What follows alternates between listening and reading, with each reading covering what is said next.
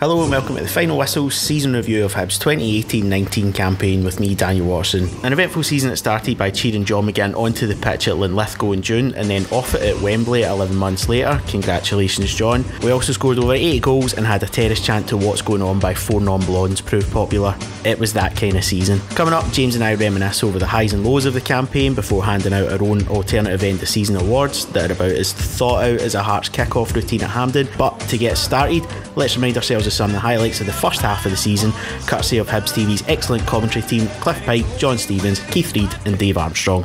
It goes into the middle of Park, Ambrose, and the ball is hit off the bar, and it looks like Martin Boyle maybe got the last touch on it.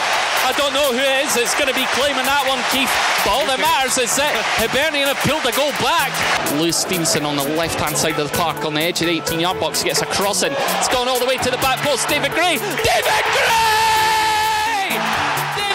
from about 10 yards out. He's just cut the ball back across. Georgios Athanasiadis, Hibernian 2, Asteras Triopolis 2. It's forward now for Mark Boyle. This is a chance, and it's been tapped in. Oh, Hibernian a back post. Sensational here. Hibernian have got the winning goal in injury time, it would seem. Oh, it's an OG. Locanberry knocks the ball into the path of Sean Kilgallen, who can only help it over the line. 2 goals in a minute. Hibs 6, Hamilton Accies 0. Stephen Whittaker, who plays it down the half touchline to Thomas Agipong, drives towards the edge of the 18-yard box. Agipong twists, turns inside the penalty area. Great effort, and what a finish from Thomas Agipong. And he runs straight to the Hibs support behind the goals to say, what do you think about that then? And that was brilliant. Hibs' club captain as Sean Mackey swings on across the back post, and it's in the back of the net. Darren McGregor, he gets up well and he just pounds the ball beyond. Alan McGregor, and Hibernian have equalised here in the 87th minute of the game here. Rangers 1, Hibernian 1. Mallon feints to go for the shot just on the edge of the 18-yard box, then does. Oh! Mallon hits it right-footed. Great effort, and it's in the net! A fabulous strike from Stevie Mallon right in the top corner. It's Hibs 6, Runavik 1. Stevie Mallon looks at it, goes for it right-footed. It's in the back of the net! Stevie Mallon! Boom! Every time that boy's over a free kick from that distance, you fancy it's going to hit the back of the net, and once again it does. Stevie Mallon's moved the ball back about a foot or so, but this is definitely his distance. Right-footed round the ball. Stand over these ones and expect them to go in. Mallon hits it, and it does! Unbelievable! Once again, Stevie Mallon, free kick. Hibs 1, Kilmarnock 0. Mallon goes for the shot right-footed. Oh, what a strike! Pick that one out. Stevie Mallon from about 25 yards. Right, so James, season 2018-19 is over. Hibs have finished 5th in the league. We got to the quarterfinals of both the cups. An eventful season, certainly off the pitch. We could probably break it down into a story of 3 managers. Yeah, I mean, I think in any other sort of situation, particularly over the past maybe say sort of 10 years, this would be sort of a good enough season. We finished 5th in the league, not a bad placing considering the other teams that are around us. We're 3 points, I think 20 goals in front of Hearts, which again, is considering they won the league. Yeah, considering they won the league in September, and we're 13 points ahead of us at one stage. We've gone away to Tynecastle and won. We've signed some great players. We've seen the emergence of some future stars as well. But I think it's very much a season kind of coloured by what happened in the first few months. This is what this is going to be remembered for.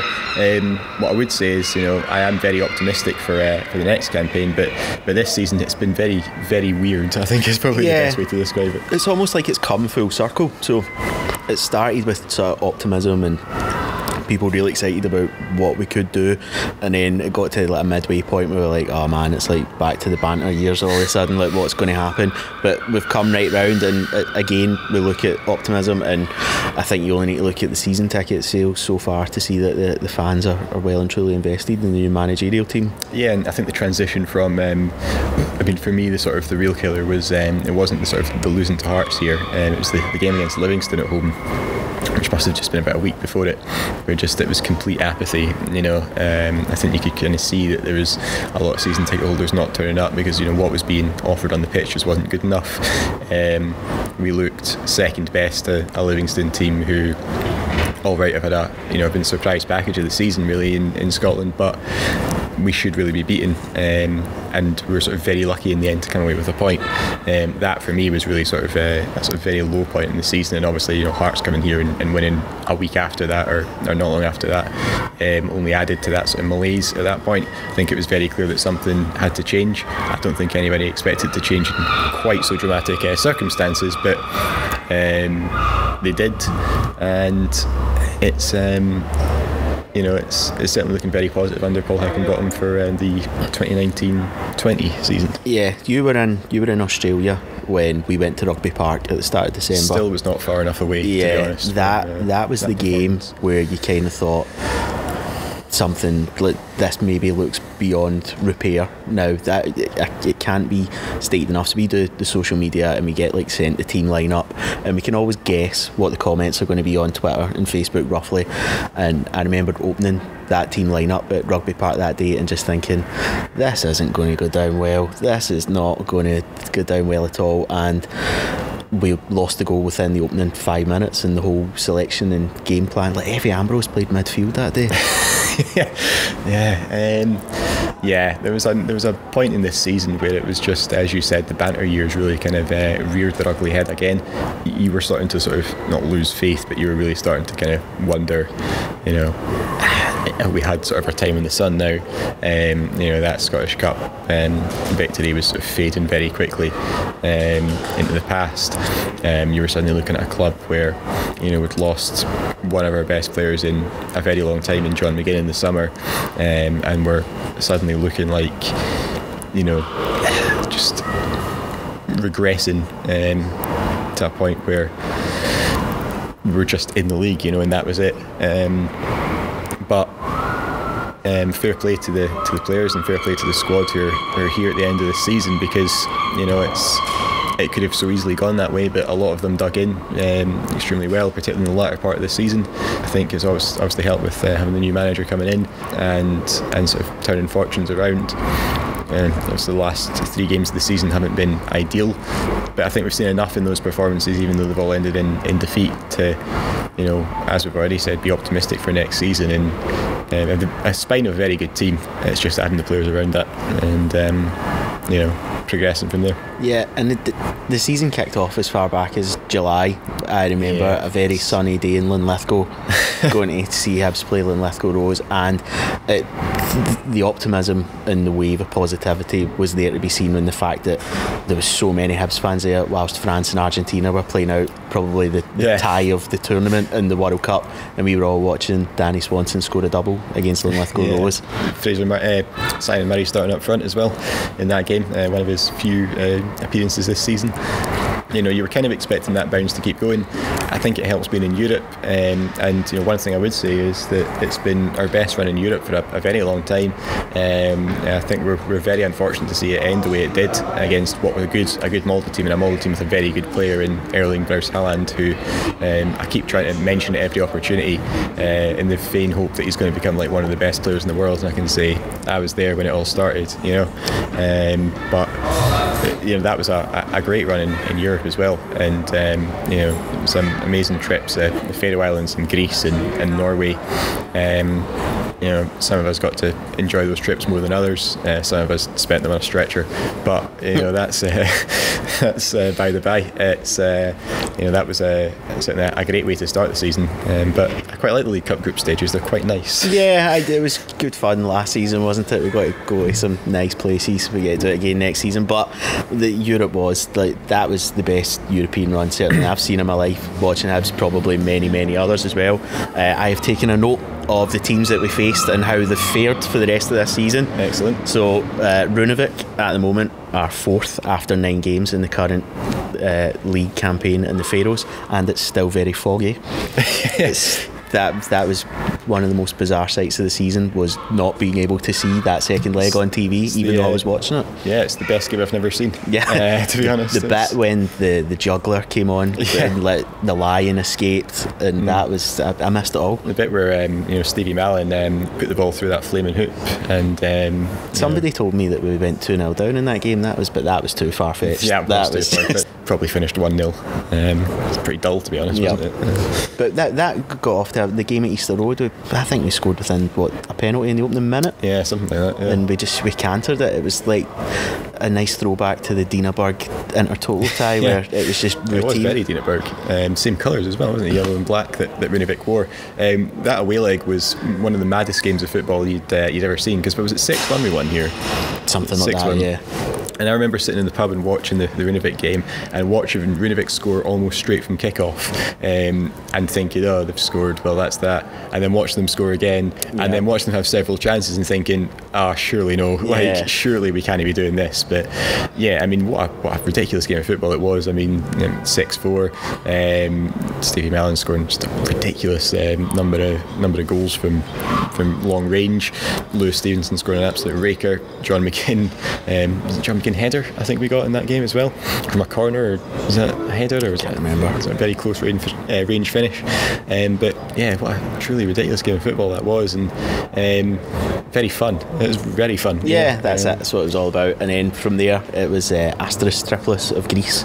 So they finished a point off the relegation playoff in the Greek Super League this season. Their manager was sacked before Christmas, and then consequently took over another team that had guided into a European spot in the Greek League that season.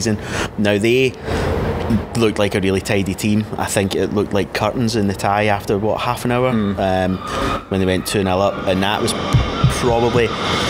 Tynecastle's an obvious candidate, and it's a standout candidate, but aside from that Hearts game, the 3-2 game against Asteris was probably my favourite match of the season. Yeah, I mean, we talk sort of in reverence really about the 3-2 win against Ike Athens, and how it was sort of one of the best kind of European nights, and ultimately, it didn't mean anything because we didn't go through. I thought the game against Asteris was brilliant. I thought it was a great atmosphere. I thought in the second half especially, I thought we played really well, and to sort of come back in the way we did,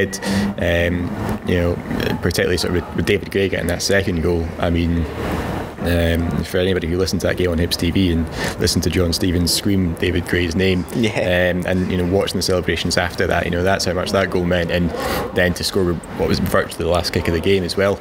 A tremendous night, and a game that, to be honest, even going into it and looking at the two teams, it's not a game that Hibs would expect to win. It's not the sort of game that we would normally win. It's a tough game against a team from Greece who, alright, they're not exactly unheralded, but they're not world beaters. I think they played Spurs in the UEFA Cup a couple of years ago, and that's been their only sort of real kind of sort of jaunt at it.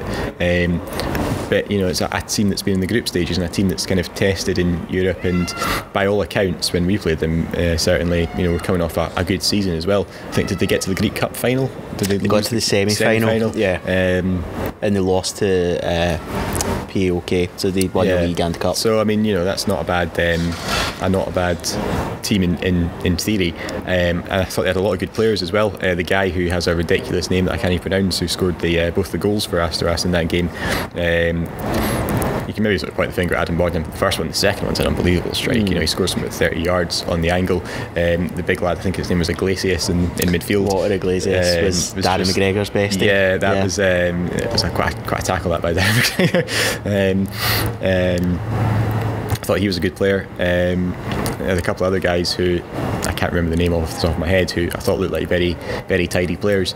But even at 3-2, you were looking at us going to Greece and thinking, I'm not sure we're going to make this through. But you went to Greece, you saw what happened. We got an outstanding performance by Adam Bogdan in goal. A tremendous goal by John McGinn as well, which blew the roof off the pub that I was watching in Edinburgh. And in the end, kind of ground it out. But you saw the celebrations of the Hibs fans that night were just fantastic. And it was tremendous. The bounce you got from that. It wasn't. They didn't make it easy for us over there either. Like even off the pitch, I was up at the hotel one day doing a couple of interviews, and there was a power cut and the guy that owned the hotel was like, it's just a coincidence, I promise, like it's just a coincidence. But the match itself, like that, the stadium doesn't look like much, but you can tell that was like a club with money and a league with money, because like their tiny main stand, the interior of it was like modern football club stuff. It was really smart. And we held out a 1-1 draw and we went to Molde. So they are currently top of the Norwegian league after 9 games this season. I have absolutely no idea what happened to the manager, don't know. Disappeared off the face of the earth. About to become a very wealthy man soon, probably though. And then the boy Haaland that you referenced, he went to Salzburg in January and he has scored 1 goal in 4 appearances. Yeah, well, I mean that's a goal every 4 games. So I mean, what a record that is, to be honest. Ole Gunnar Solskjaer came here and didn't win, which he's made a habit of doing recently, but you know, when he started at Man United he was doing quite well, so we always have that. That was a frustrating one, home to Molde. I thought that we should have won that, to be honest. You know, we had chances to win that. Stevie Mellon hit the bar, didn't he? And I think it was Hindman had a chance right at the end to sort of sneak a goal. We just couldn't quite break them down, but again, it's another great atmosphere here, and you could tell that Molde are a good side, and you know they didn't have Haaland playing in that first leg.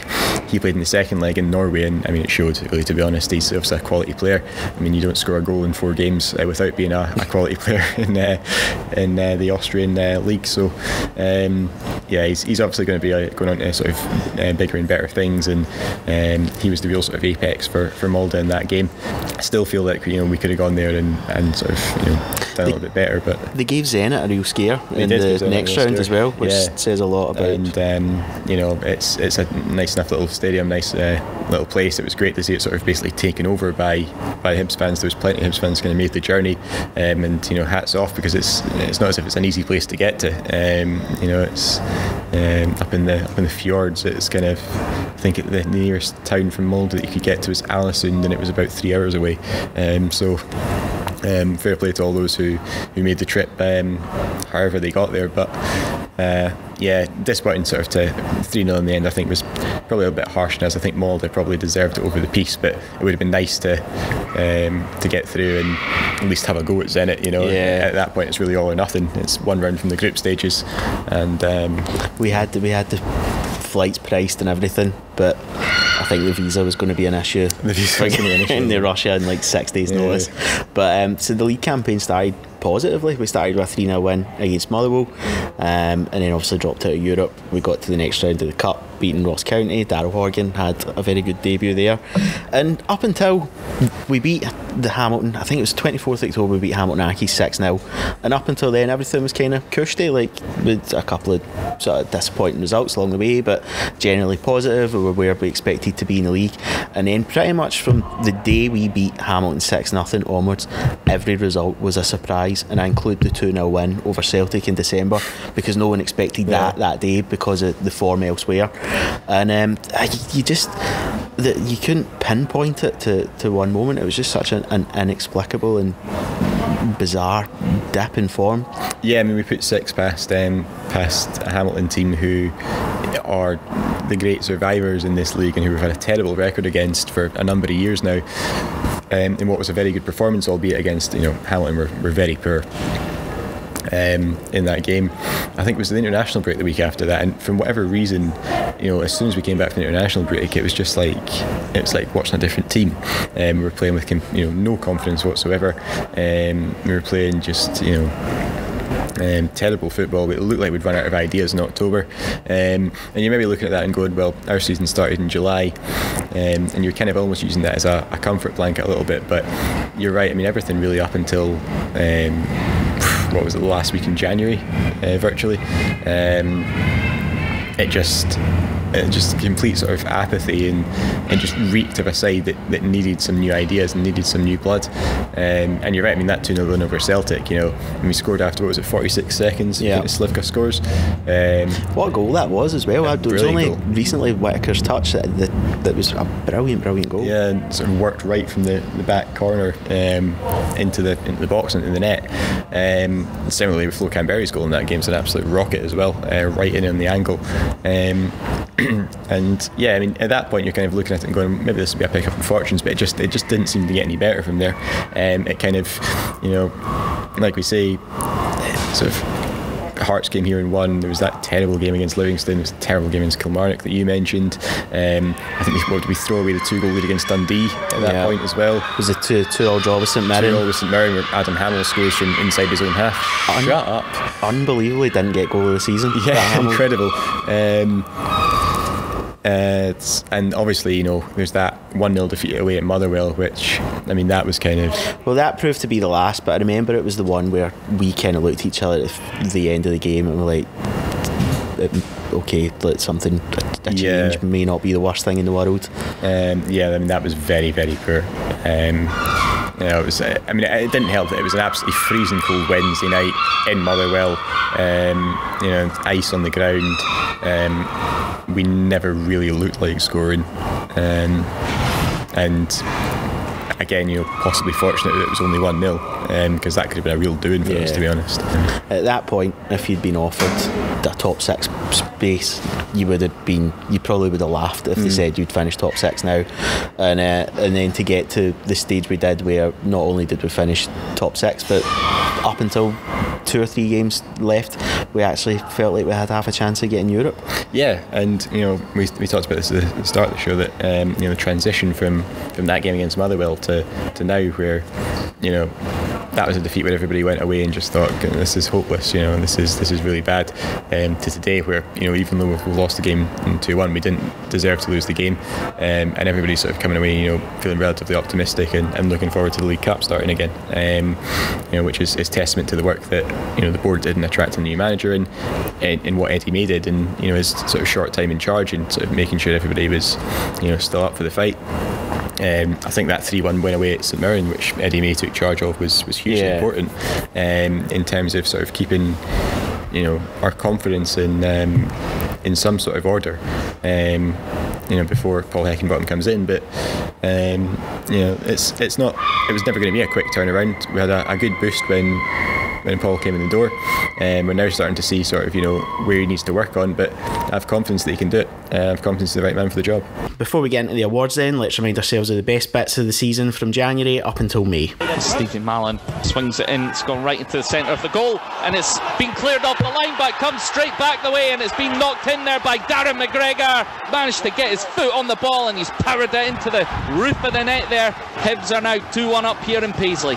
Kevin Clancy happy, everyone's outside the box. McNulty strides up, drives the ball confidently into the back of the net, and Hibs have the lead. After 18 minutes, Mark McNulty from the penalty spot. Hibs 1, Motherwell 0. Horgan cuts inside, decent cross. Canberry, he did. I don't think Flo Canberry got a touch on that. Or did he? He's certainly claiming it. It's in the back of the net. I thought Canberry was stretching. It didn't look like he got a touch on it. Darryl Horgan's ball in, but if he did, all credit to him. Good finish from the big Swiss striker. Mallon again goes for goal. Oh, what a strike from Stevie Mallon! Wow! Wowee! From the right hand side, the far side of the Dundee 18-yard box, 10 yards outside, he's just fired that one right into the top left-hand corner. Dundee 1, Hibs 4. What a strike from Stevie Mallon. Mallon brings it down inside the area. Can he get the shot away? Chance here for Hibs. 2-0, Stevie Mallon. Wonderful finish from the former St Mirren man. Brought that down beautifully just inside the 18-yard box. Turned away from his man. Drew the goalkeeper, Kelly. Slots the ball into the back of the net. 74 minutes on the clock. Hibs 2, Livingston 0. Omiyonga looking moves towards the centre of midfield. As he plays a wonderful ball to Mark McNulty, and it's 2-1. Would you believe it? Wonderful play from Hibs. That triangle. Omiyonga looking up, finding Mark McNulty, made that run.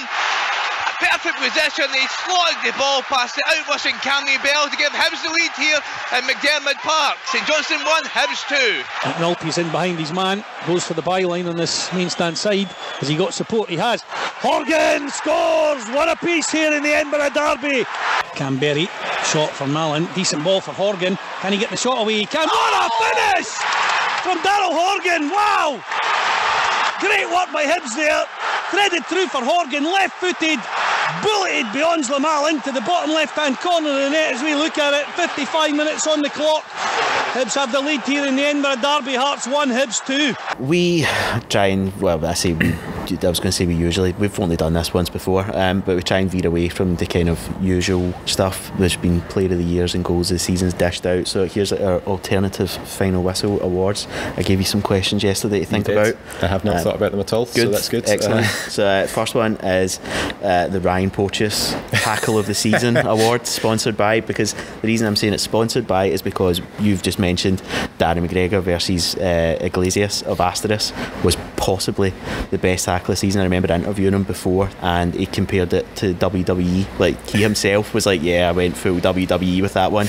And but at the same time, Ryan Poaches at McDermott Park was a classic, but ultimately Poaches on Morelos. I mean, it's got to be, really, hasn't it? I mean, he's launched him, halfway up the stand. I mean, the most important thing to take away from that, right?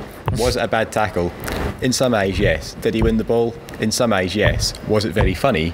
Yes. Collectively, well, yes. It also gave us the image of the season as well. Yeah, exactly. And the one at McDermott Park is good. I can't really understand why that one was a foul, to be honest.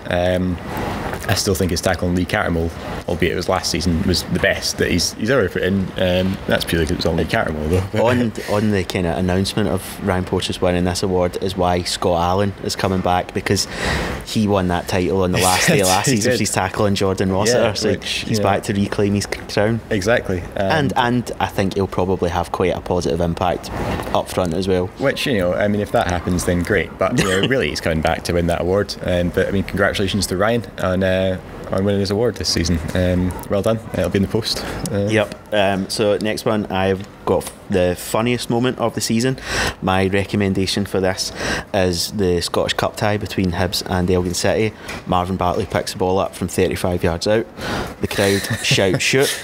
Marvin Bartley starts laughing and shakes his head and passes it sideways and gets a small chorus of sarcastic boos, and that to me was the funniest moment of the season for me. Yeah, I mean, it would be the funniest moment of the season for me, but looking back on it now, knowing that he's leaving, it's actually the saddest moment of the season for me. He should have hit the shot. Should have hit the shot.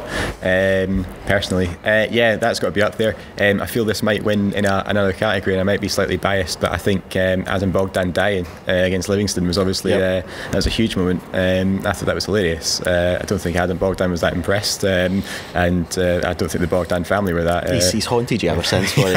He has, really, to be honest. So I'm going to vote for that. I'm biased, but I'm going to go for that, just because I think I'm hilarious, even though it wasn't deliberate. But I will concede. Marvin Bartley getting the sarcastic boos was also very, very funny. Right, and so I think we're kind of professional. We try and be as balanced as possible for the Hibs podcast. So let's go for the best opposition performance versus us this season. And I probably mean this individually more than a specific team. I am going to do something horrible, and I'm going to praise a Rangers player and say that every time Scott Arfield has played against us, I thought he was excellent. Yeah, I think Scott Arfield is one of those players that, I mean, he plays for Rangers and you naturally just don't like him, but if he's playing for your team, you love him. In the same way that I think Graham Shinney's a bit like that as well. We saw him today after the Aberdeen game. He goes over. It's obviously his last game for Aberdeen. It's an emotional moment for him. He's obviously sort of celebrated at the crowd, and he's getting booed as he's running back up the touchline, and he just invites it on. He gets the crowd sort of G'd up, which I kind of respect that, to be honest with you. He's a similar sort of player like that. You absolutely hate him and he's playing against you, but I imagine the Aberdeen fans, and clearly do, they absolutely love him. Inclined to be side with Arfield, but again, just because I want to be the guy that finally discovered him, I'm going to say Erling Haaland against against Hibs.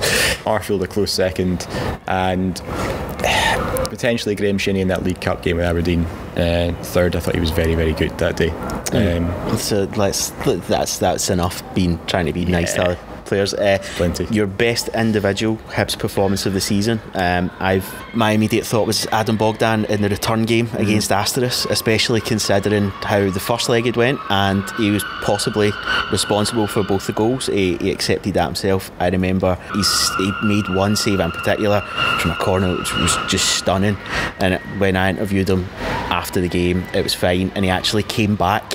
He'd gone down the tunnel and he came back and he said, "Oh look, can you give me a chance to like thank the team for standing by me? He's like, I feel like I cost them the 2 goals last week, so I want to like publicly acknowledge that the boys and the teammates supported me, and he dedicated the performance to them because of that.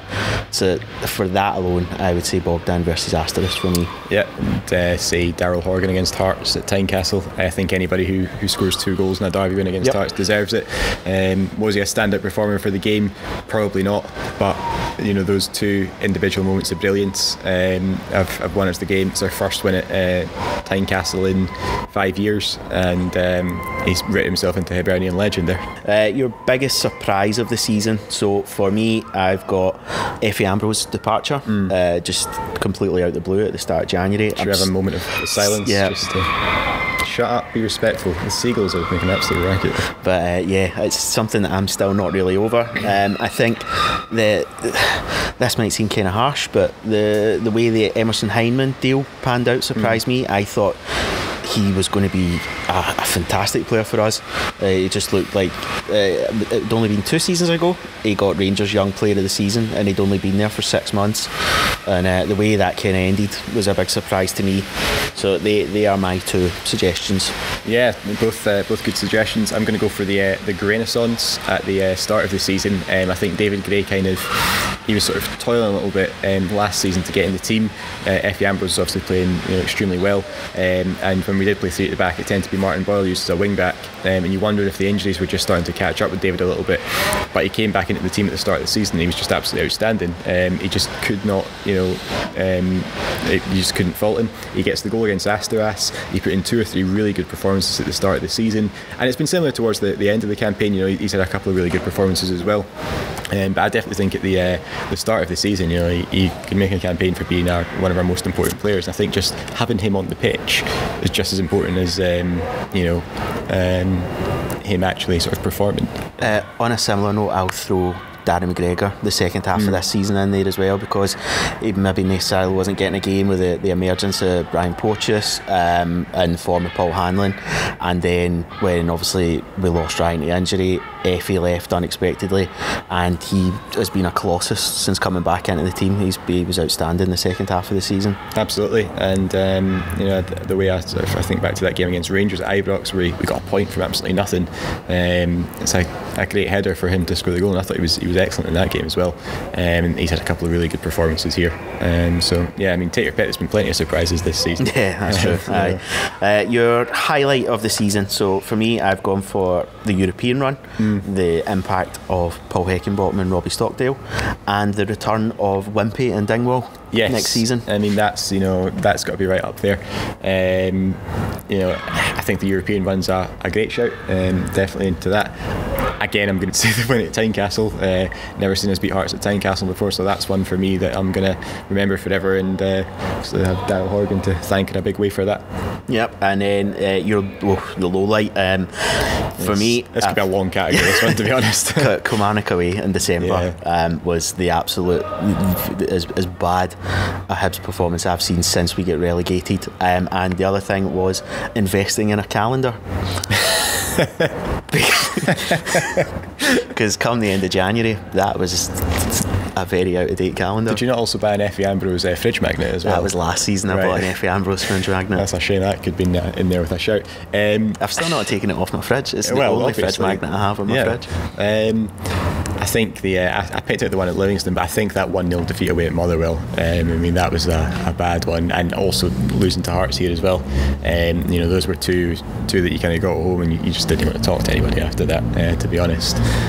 Just sitting in a darkened room was really kind of all we wanted to do. But yeah, you don't want to dwell on those too much. No, so we've covered the lowlights. So thinking maybe of these lowlights, if you could go back and change one moment from this season, for me, I would have taken Ryan Porteous off the first time his knee popped out his socket in the game against, was it Livingston or Dundee? Yeah. Livingston. So the first time his knee popped out, I would have taken him off and made sure that he was suitably recovered. Yeah, I think that's got to be up there.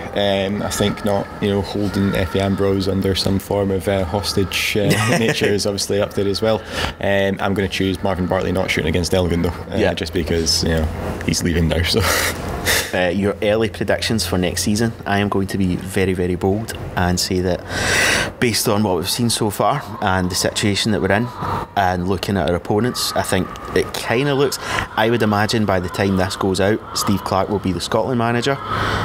We know we're that going to look stupid if he's not. Well, I'll just cut this out if he doesn't. But Kilmarnock are about to lose a very, very influential manager. Aberdeen are about to lose their captain. I think they've got a huge rebuild job going on over the summer, and I think that if we get our signings right, we could finish third and also look at a trip to Hampden. Yeah, you never want to be too bold because obviously these things can come back to bite you. It feels a little bit greedy to be sitting here and saying, you know, not had a real sort of tilt at a trophy in a while, but I would absolutely love a trip back to Hampden and be in a final. It's not won the League Cup in a while. I could do with that. I mean, what are we, 12 years without the League Cup now? So that'd be good. And obviously we have to do it the hard way going through the group stages, but I think it's possible. I'm going to say early predictions for next season. I think we're going to see Fraser Murray and Ryan Porteous be the first name on the team sheet for large parts of the season. Well, we've kind of touched on a few goals that were scored this season. The goal of the season, it's Horgan second at Tynecastle, isn't it? Just everything about it. Yeah. I think closely followed by many of Stevie Mellon's free kicks were obviously spectacular. I actually think David Gray's goal against Astorash was a brilliant goal. It's the right back's taking it down at the back post and then smashes it right in at the far post. And I think the celebration after that goal as well. Flo Canberry against Rangers was a very good finish, acrobatic finish. Flo Canberry against Celtic, it's just come to me just now. That was a cracking finish as well.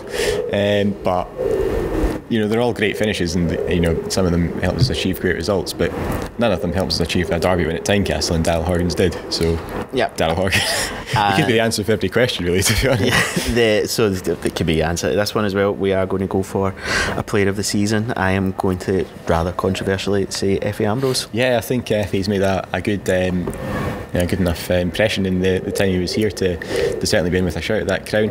I think Stephen Mellon did a great job, but he's been the official player of the season. So alternatively, I'm going to go in a similar vein with you and say Ryan Porteous. You know, I know he's been out for half the season, but I think the impact he made and just the fact that he's now got 20,000 fans immediately after only playing a few games this season is testament to him. Hopefully, he can carry on. Having him back in the squad next season. And same with Martin Boyle as well is going to be a new signing. I think that this is for Paul Heckingbottom to have not really seen Martin Boyle or Ryan Porteous in action yet. Again, it gives you a sense of that whole cliche. Do you remember the first time you saw your first Ryan Porteous tackle? What a day that was. For us as the team who do the social media on match days, only on match days. If anything happens during the week and you don't like it, it's not us. But if alternatively anything happens during the week that you do like, that was us. That was us. Yeah. So you've already given your funniest moment of the season to when you killed Adam Bogdan at the Tony Macaroni Arena. I think I'd also like to give an honourable mention to the many people I know who tweet the account when something they don't like happens, or when something they do like happens, that just says "Shut up, Jamie." It is very funny, but it probably does confuse quite a lot of the people who are following us. So please do keep doing that.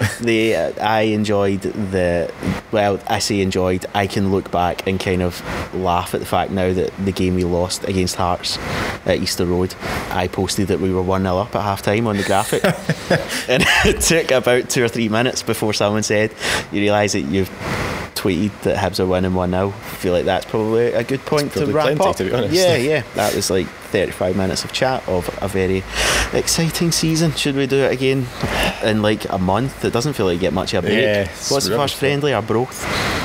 Is that announced yet?